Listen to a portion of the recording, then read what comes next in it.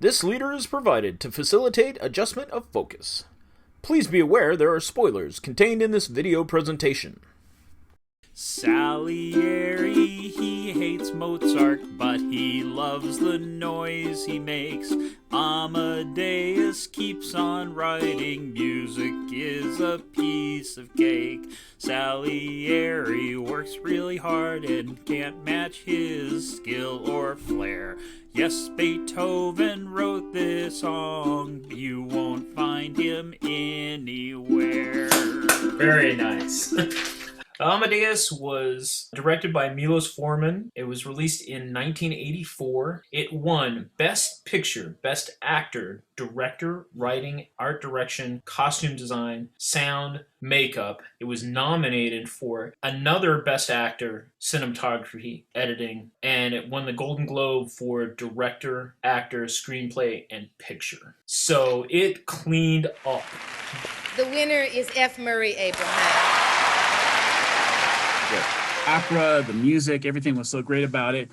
And I had such fond memories of the thing. You know, what I had forgotten, I went back and rewatched it to prep for this little gathering today. And I had forgotten how campy that movie is all the way through. Right from the beginning, when he's screaming in the bedroom at the beginning and he's cutting his throat and the servants are outside eating the pastries or whatever was on that table, was just, you know, it was a cue from the get-go. And it was made even campier. The only version I could get online was the director's cut. And there's these three big scenes that just enhance the campiness 100-fold of the movie. So that's kind of my modern take of the movie. But I fully agree, man. F. Murray Abraham is just a powerhouse performance on the acting on this film. The others, you know, going back on it, I'm not as impressed as I originally was. Just thinking about all the different operas they staged and all the work that had to go into that and how well that was pulled off.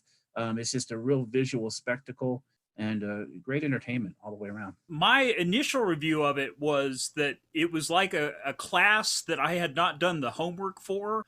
That because there were so many things in it that I felt like, oh, maybe I should know more about this. The surprise for me is I went back and read a review of it, and all of a sudden, it's so much better of a movie because I'm like, oh, so it's not about the guy whose name is in the title of the movie. It's about the other one.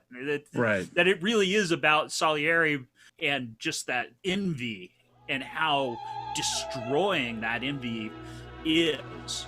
It's like, oh yeah, well, when you look at it in that light, absolutely. I was thinking about it in terms of, and actually I kind of approached the rewatching of it in terms of all the different rock biopics that have come out recently. And how does it compare? Is it like a 18th century version of Ray or Walk Hard or whatever? A lot of it does match up. You know, you have the mad genius and how he's so misunderstood. And really the one big thing that's missing is that there's not the big redemption at the end of the movie. You know, all the rock biopics have them come out of their drug-addled stuff to kind of become better people in the end. And of course, Mozart died before that could happen, but it does quite match up well. The Dirt. It was totally The Dirt.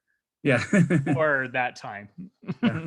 And you know, Amadeus has to think about his entire life before he plays. Well, did any of you guys watch the History Buffs review of Amadeus? That's where they take a look at what the actual history of the movie was and compare it to what the movie is. A couple of takeaways that I had were the main character was married, so like the whole chastity thing wasn't really a thing.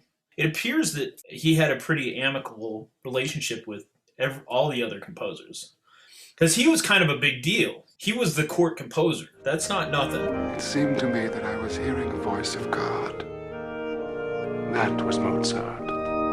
Wolfgang Amadeus Mozart. One of the other things that I watched was talking about how you can also view it from the mind of a guy that's in the process of losing it. This guy's old, he's kind of senile, and this is his interpretation of how his life went in relationship with Mozart. The details get clouded, you know, because it's through this prism. That's a good point. I thought Principal Rooney as the Emperor was great. Ed. Ferris Bueller's online too. I thought that it was an interesting study in both hubris and greed.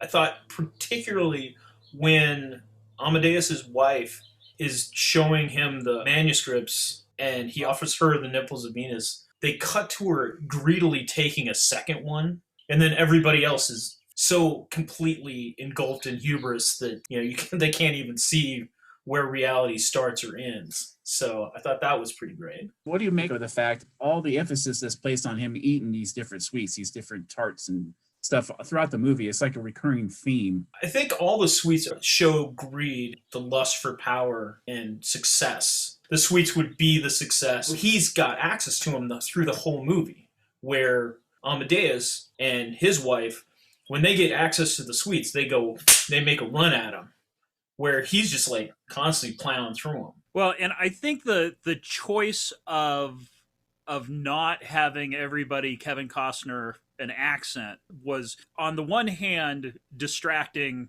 occasionally, but overall so much worse to go. Or governor, man, straight out of the gate, you got that one guy. We're gonna eat all these sweets if you don't open the door. But he's like, "Oi, we're gonna eat all these sweets." Signore, believe me, this is the most delicious thing I ever ate in my life. It didn't really throw me into that time period, per se. Well, did Mozart have a real obnoxious laugh? And was he always searching for praise? Let's see. Was he a musician? Thank you very much. No ukuleles in this movie. Strangely enough, because it is about music. The Ravenscraig didn't arrive in Hawaii until 1879. 100 years later. Yeah. Missed the boat. Late to the party. Missed the boat.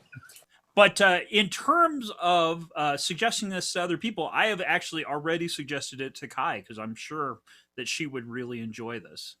I thought that it was going to be super dry and drawn out, and it was really very engaging, and I enjoyed it. I remember Mom and Auntie Lynn going and seeing it at Christmas times, but the movie that they watched didn't have boobies in it. Oh, was that in the director's cut? Mm-hmm. Yes, it was. Yes. Woohoo! I didn't think I was going to like it, and I did. That's the second time I've seen that movie, and I liked it this time also. I think I would give it a solid three ukuleles. 3 ukuleles from me as well. I agree. I'll go there with you. I too will give it 3. Excellent. Very good. It's over!